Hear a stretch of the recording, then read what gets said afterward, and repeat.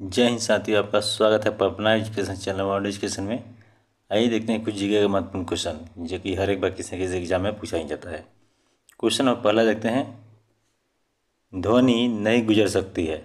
ध्वनि किस में नहीं गुजर सकती है? तो ये नहीं गुजर सकती है आपका निर्वात से। राइट आंसर इसका डी हो जाएगा।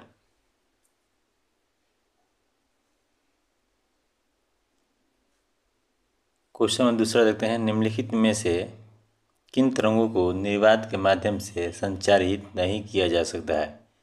तो निर्वात के माध्यम से संचारित नहीं किया जा सकता आपका ध्वनि तरंग, यानी राइट आंसर इसका बी हो जाएगा। देखिए ये क्वेश्चन आपका एसएससी एमटीएस में पूछा हुआ है।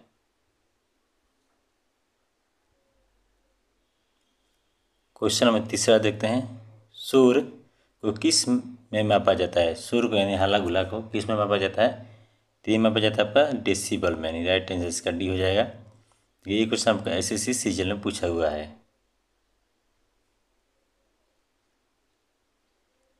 क्वेश्चन नंबर चौथा देखते हैं, किसी सिग्नल के तरंग रूप का अध्ययन किसके द्वारा किया जा सकता है? मतलब किसी सिग्नल का तरंग का अध्ययन किसके रूप में किया जा सकता है? तो ये किया जाता है आपका स्वरमापी द्वारा या सोनोमीटर द्वारा। राइट आंसर इसका डी हो जाएगा। देखिए ये भी क्वेश्चन आपका एसएससी में पूछा हुआ है।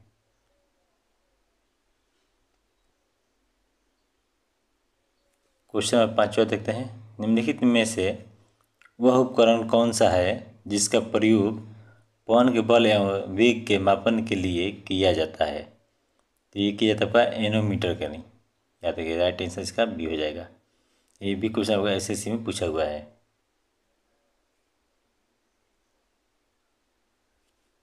क्वेश्चन नंबर छठा देखते हैं, यदि नोड तथा संलग्न एंटीनोड के मध्य दूरी 30 सेमी है तो तरंग कितनी दीर्घ होगी? तो ये आपका 120 सेंटीमीटर। राइट आंसर इसका सी हो जाएगा। देखिए ये भी क्वेश्चन आपका एसएससी में एमटीएस में पूछा हुआ है।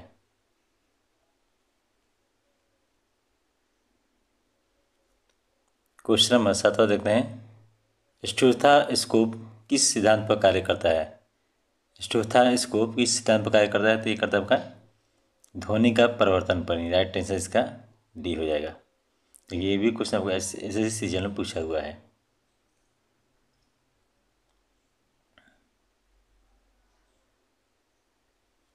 क्वेश्चन नंबर 8 देखते हैं, चमगादड़ की ध्वनि कैसी होती है? चमगादड़ की जो ध्वनि है वो कैसी होती है? तो ये होती है आपका परस्व होती है। याद रखिए। राइट आंसर इसका डी हो जाएगा। ये भी क्वेश्चन आपका एसएससी सीपी में पूछा हुआ है।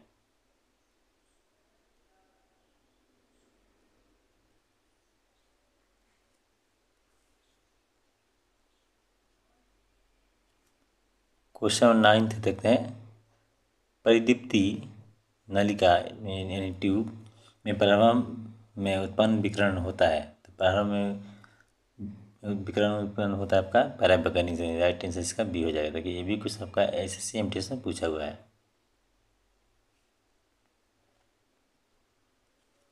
क्वेश्चन नंबर 10 देखते हैं, आती हुई कार की चाल को मापने के लिए एक पुलिस अधिकारी उस समय निम्नलिखित में से क्या चमकाता है? ये चमकता है सूक्ष्म तरंग। राइट आंसर इसका बी हो जाएगा। देखिए ये भी क्वेश्चन आपका एसएससी एमटीएस में पूछा हुआ है।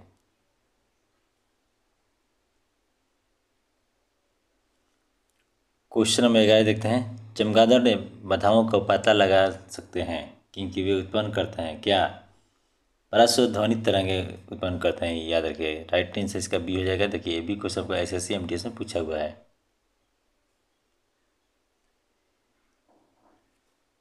क्वेश्चन नंबर 12 देखते हैं, माध्यम के तापमान में वृद्धि के साथ प्रकाश की गति बढ़ती है घटती है? नहीं, वैसे ही रहती है। यानी राइट आंसर इसका सी हो जाएगा। देखिए ये भी क्वेश्चन आपका एसएससी सीजीएल में पूछा हुआ है। क्वेश्चन नंबर 13 देखते हैं, चमगादड़ निम्नलिखित में से किस कारण से अंधेरे में उड़ सकते हैं?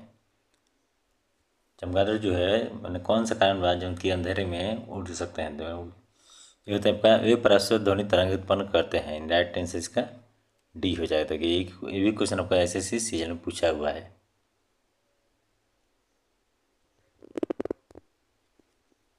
क्वेश्चन नंबर 14 देखते हैं, कोई कण एक समान गति पर कैसा होना चाहिए?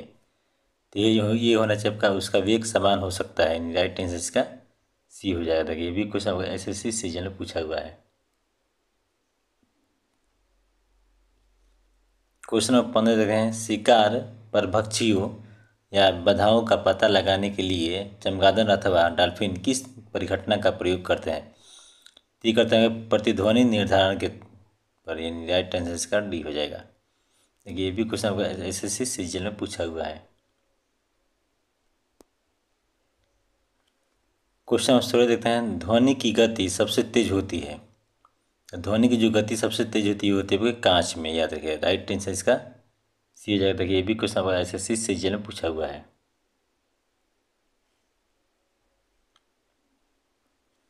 क्वेश्चन नंबर 17 देखते हैं, MRI मशीन में से निम्न में से किसका प्रयोग किया जाता है? तो ये किया जाता है आपका चुंबकीय तरंग। राइट आंसर इसका डी हो जाएगा।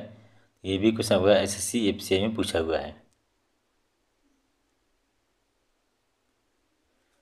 क्वेश्चन नंबर 18 देखते हैं, रेडियो तरंग के संचारण के लिए प्रयुक्त वायुमंडल का स्तर कैसा होना चाहिए? तो होना चाहिए आयन मंडल में। राइट आंसर इसका सी हो जाएगा। देखिए ये भी क्वेश्चन आपका SSC MTS में पूछा हुआ है।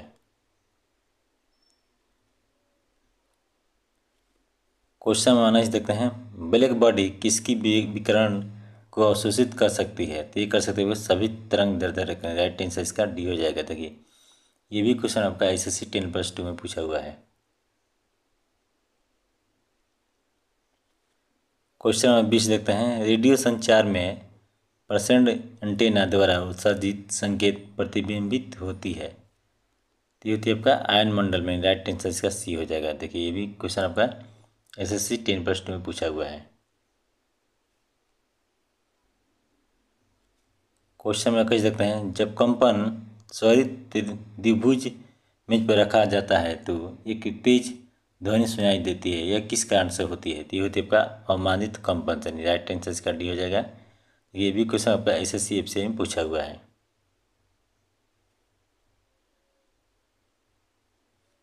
क्वेश्चन नंबर 22 देखते हैं, पृथ्वी के वायुमंडल की कौन सी परत रेडियो तरंगों की वापस पृथ्वी के पृष्ठ पर परिवर्तित करती है? तो ये करते हुए आयन मंडल में। राइट आंसर इसका ही हो जाएगा।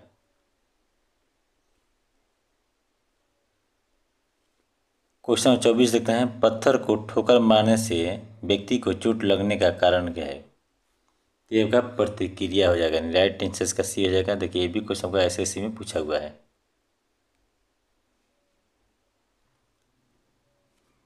क्वेश्चन नंबर 25 देखते हैं, पनडुब्बियां पानी में चलती है, उनके इंजनों में निम्नलिखित में से किस ईंधन का प्रयोग किया जाता है? तो ये किया जाता है आपका डीजल का।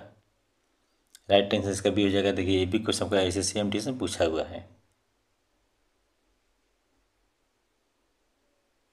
क्वेश्चन नंबर 26 देखते हैं, द्रव्य के चुंबकत्व का कारण होता है। तो ये होता है आपका इलेक्ट्रॉनों को वर्तुल गति के कारण ही। राइट आंसर इसका बी हो जाएगा।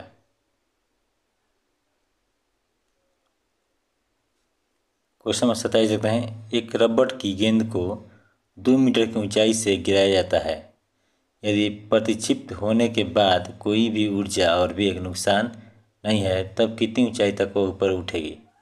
तो उठेगी आपका 2 मीटर तक। याद रखिएगा। राइट आंसर सी हो जाएगा। देखिए ये भी क्वेश्चन आपका SSC MTS में पूछा हुआ है।